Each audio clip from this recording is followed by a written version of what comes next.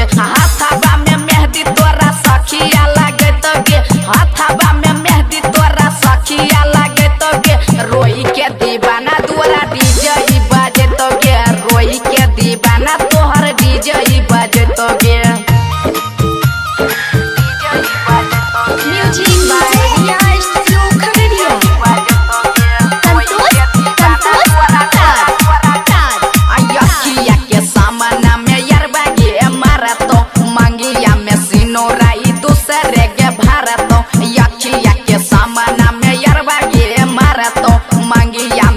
नौराई दूसरे के भारत विदाई के समय यारबा देखेला न ये तो गे विदाई के समय यारबा देखेला न ये तो गे रोई के दीवाना द्वारा डीजे बाजे तो गे रोई के दीवाना तोहर डीजे बाजे तो गे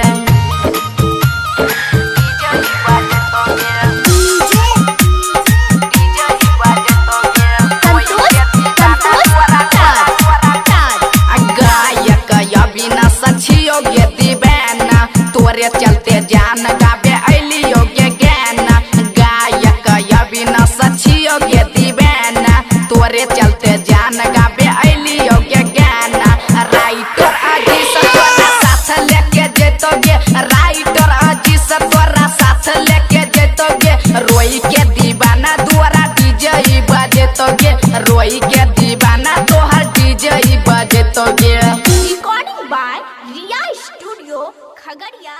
भदास।